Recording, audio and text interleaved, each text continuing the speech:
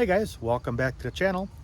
A few months ago we did this really awesome install of the AVS LightShield in front of the Silverado Trail Boss.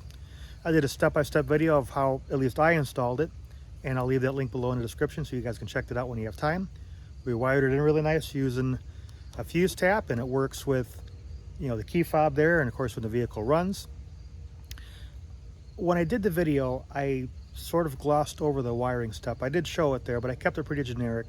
And that's because there's a lot of different ways to wire, accessories in your vehicle, some ways better than others. And what I used, again, was this fuse tap there. This particular one's a micro fuse tap because GM uses micro fuses, but anyway, I didn't really go into a lot of explanation in that video. I got a lot of questions on it, so I'm gonna take some time and show you guys step by step how this works, a couple do's and don'ts, and we'll do a quick mock install so you guys can see how it works. So stay tuned.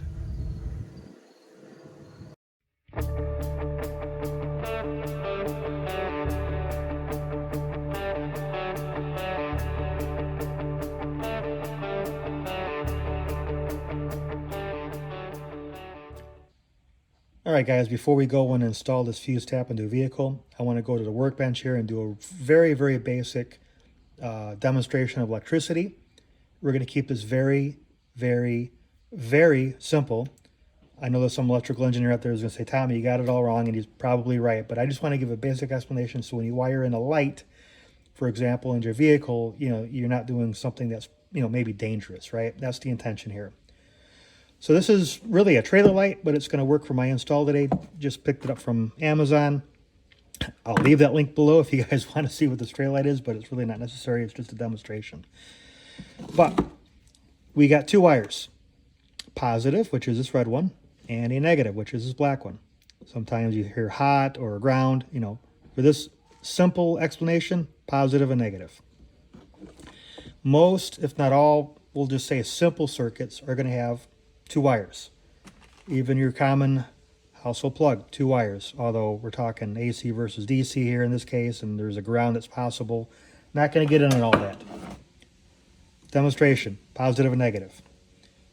We're going to hook this up to a battery. This is your simple household 9-volt battery. And you'll see on your positive and negative. And let's see if I can get in here without getting in the way of the camera. And you can see my negative side there, positive side there. So the red wire is going to go to the front. Black wire is going to go to the back.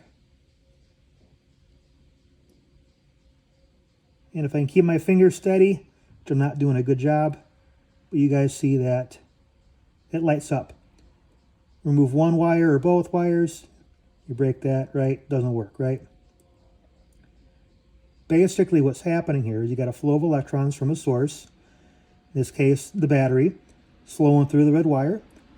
The electrons are positively charged, they're getting consumed by the lights here. Sorry, I'm not keeping my hand steady.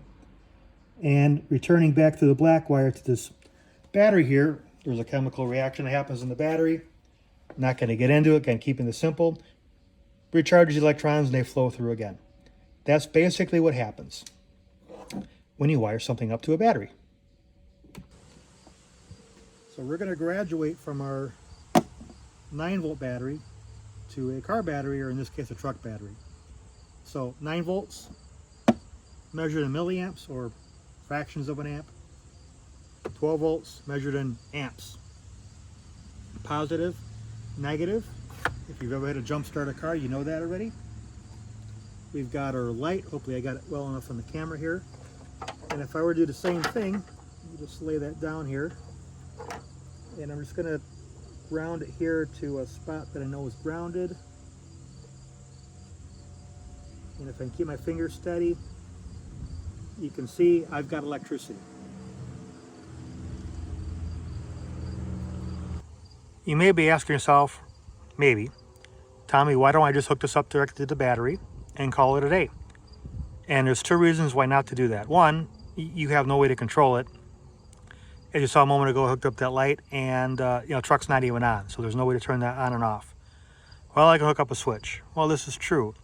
But the second reason is, and probably the more important reason, is the circuit's not protected. The circuit's not protected, and that's important because if you have a short or some kind of failure, there's nothing to protect that circuit and having, you know, the wires heat up, maybe having the unfortunate thermal event, aka fire, right? So you want to protect your circuit. So what I have here is the top of my fuse box opened up, and just as a reference, if you ever want to know what fuse does what, there is a brief explanation and a map here inside of your fuse cover. In this case, this is just the top of it here. And again, as a reference, you can see the tap that I did in circuit number 3, which governs the light bar I showed at the beginning of the video.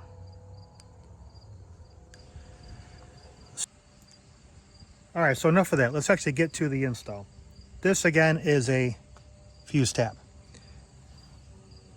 This particular portion looks like a fuse. Give me a second here. That's a fuse. And by chance, maybe you replaced one of these in your lifetime. They do have some different sizes. Again, this is a micro fuse for a GM truck. The current generation Silverado Sierra, I know the previous generation Silverado Sierra, and maybe the one before that, they all use this style fuse. Check your local listings if you have something other than, you know, a more recent GM truck. So basically what happens is you pull a fuse from your fuse box. We're going to show that in just a moment. You have to do a little bit of research to find out what the correct fuse to pull is, depending on what you want to do. Some fuses will turn on only when the vehicle ignition is on, so the vehicle is running, right? Some fuses will just be on and will just stay on whether the vehicle is on or off. Some vehicles, like in this case I used circuit number 3, will come on with my lights. That's why I showed you with the fob earlier. I was able to turn the lights on when I hit that guy. Circuit 3 governs that headlamp that's down here and makes it work that way. I believe in my case circuit 4 will do that too. 3 does one headlight, 4 does the other headlight. So basically what you're going to do is you're going to pull a fuse from your fuse box. We'll do that in a moment. And you're going to put this in that place. Now you'll look here, there's a spot to put 2 fuses. Basically, you removed a fuse, but you still have a circuit there. So you've got to put 1 fuse in there to govern that fuse you took out. And then you got another hole there, and we grab another fuse.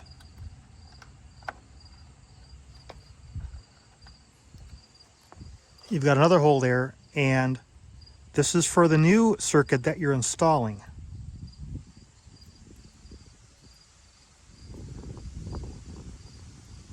And you populate both of those in there.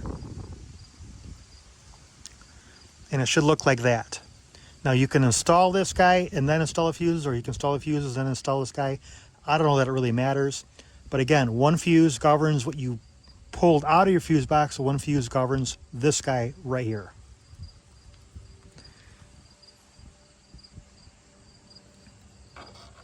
Now as far as actually wiring this is a positive line. It's red, although the color is really not significant here. It's a positive line. We're going to take this red wire, and again, depending on what you're wiring, it may be some other color. Find out what's positive for your circuit. And basically it's going to insert into this blue section here, and you're going to strip and cramp that down, and it's going to look something like that. To do that, because just shoving in there's not going to work, you got to strip some of this back. Now this is already partially stripped, as you can see, but it's really not enough. So you can do this with, you know, a box cutter if you want, but we're going to use this wire strippers I have here as soon as I can get it locked into the right size.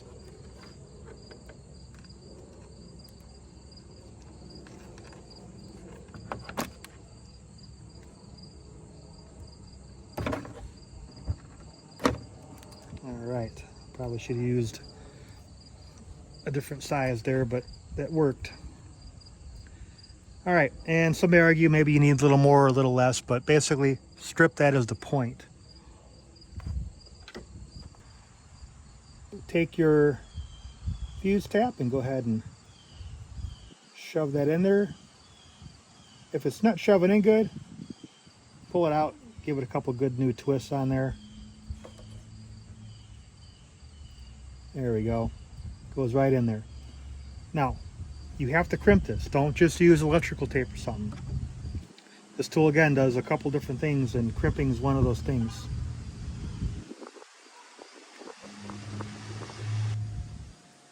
So get it situated there and just crimp it really, really well. You may need to go at it a couple times here just to make sure you got it all. If you want to do some heat shrink tubing or something on top of it, you can.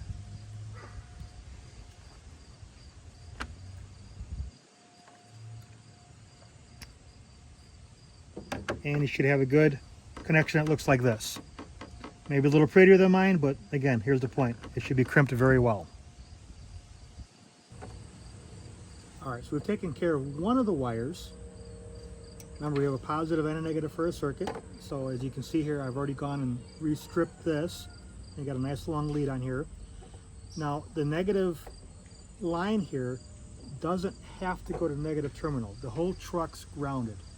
All these bolts and things and the frame, it's all already attached to the negative battery terminal. All these other circuits inside the vehicle, they all run to the frame somewhere, and then the frame returns it to this terminal here. So with that said, I'm going to use this bolt right here, and that's why I stripped this back so long. And I'm just going to wrap it around a little bit. And again, I'm doing this bolt right here because of demonstration, right? You guys can find probably a little bit nicer, cleaner spot other than what I'm using right here.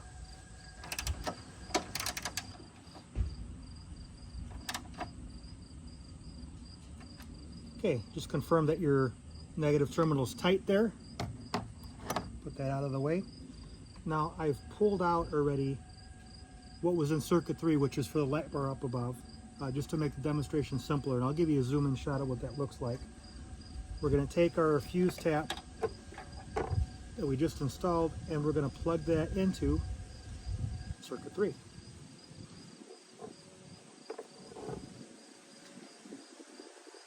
it just presses in there. I'm going to get my key fob out here. Give me a second. And when I go to unlock the vehicle like I did at the beginning, I should get illumination here on the lights. And look at that. Works like a charm. All right, so I'm gonna hop inside the truck. You can see there, hopefully through the hood there, that the light is off. I'm gonna go ahead and start the vehicle.